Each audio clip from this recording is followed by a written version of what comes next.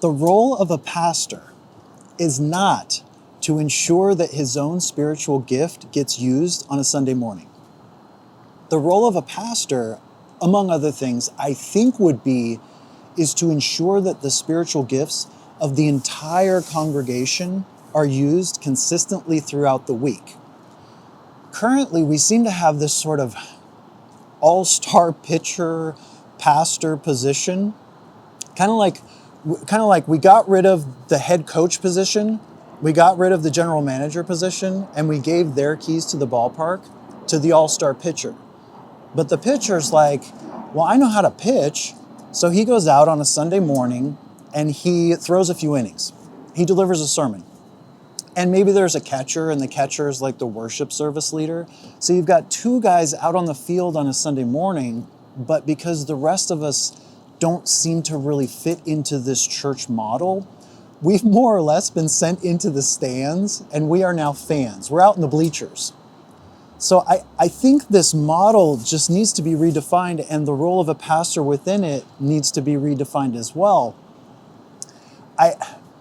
I don't think the role of a pastor is to gather the congregation together on a Sunday morning so that they can watch him use his spiritual gift of teaching. The role of a pastor, I think, would be to gather the congregation together to then say, come follow me. We are going to go practice Christianity. I think he's supposed to be the come follow me guy, right? So where is the come follow me guy? I mean, if every pastor agrees that being a Christian is not about showing up on a Sunday morning and watching a Sunday service, then why is it that the number one thing that must happen at every church in America, so it seems, is a Sunday service? I mean, and I'm not saying that Sunday is zero. It's a weekly refreshing, a weekly encouragement, a weekly teaching. There's a lot of wins on Sunday, but it seems to be more of like a supplement or like a vitamin and not the main course. Where's the guy? And quick disclaimer, I don't think pastors are doing this intentionally. Most pastors I've ever met seem to be wonderful people trying to do the best they can with a hand-me-down church model that doesn't seem to work, and they don't seem to realize that it doesn't seem to work. So I don't think any of this is on purpose. Regardless, where's the come follow me guy? Where's the guy who says, hey congregation, just so you know, my number one job is to live and die for this neighborhood and to lead you to do likewise. Come follow me, let's carry the burdens, suffer well, participate in all the one another's spiritual gifts being manifested, overflowing the love of God unto the neighborhood. Come follow me into the harvest. Where is the practicing Christianity guy instead of the come sit down on a Sunday morning and listen to me talk about Christianity guy?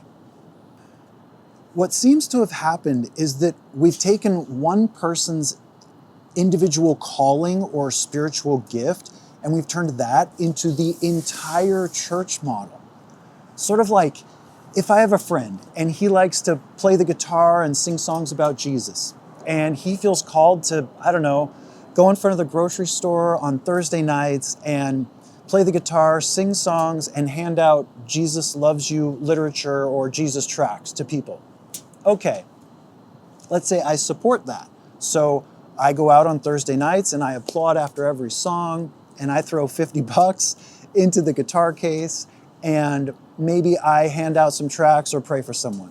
All right, that's all fine and good, but what if you have an entire congregation of like 500 or 5,000 people, and we all start calling that church, like supporting one person's spiritual gift or calling, and we all start showing up on Thursday nights? I mean, that would be a lot of people, okay, but we all start showing up on Thursday nights, applaud after every song. We all throw 10% of our income into the guitar case every week, and pray for someone and hand out Jesus loves you literature. Okay, well, That's great for that one person because now he, my friend, can practice Christianity and practice his ministry full time. But for the rest of us, it doesn't really work because we've more or less just become fans. Okay, here's another example. Let's say you have a pastor and he's about to retire, head pastor who's going to retire, and he decides he's going to give the keys to the gardener. I like to garden. And the gardener now running the church says, well, I don't really know how to deliver sermons or run a Sunday service, but I know how to garden. And so by default, the entire church becomes this sort of gardening ministry. And the building becomes this plant propagation greenhouse, and the congregation starts propagating plants and helping the neighbors grow vegetables. And this guy's always talking about the sower and the seed and the burning bush and the fig tree and any other horticultural reference in the Bible. And it's kind of cool, but the entire church now kind of more or less supporting one person and their individual calling or spiritual gift seems kind of myopic and imbalanced and not really responsible in regards to using the spiritual gifts of the entire church. Okay, in contrast, what would happen if you gave the keys of nearly every church in America to a teacher? Well, lo and behold, you might just turn nearly every church in America into a teaching center on Sunday morning. And discipleship might just become a class that you take on a Wednesday night. Equipping the saints might just become a class that you take on a Tuesday night. You get my drift. And once again, I am not saying pastors are doing this on purpose. I think they're doing the best they can with a hand-me-down church model that doesn't seem to work.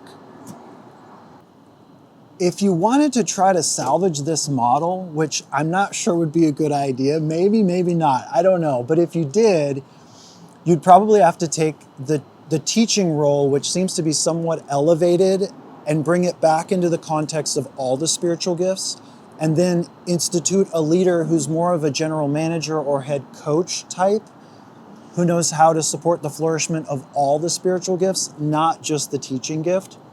And disclaimer, I'm not against teaching. I think you have to have solid teaching. You have to have solid doctrine. Otherwise, I would think your church would go sideways very quickly. But the current model seems to only support, for the most part, it seems to be for the academics. And if we can't actually lead someone into the harvest, come follow me style, I don't know what the point is. You should be able to practice Christianity at a church.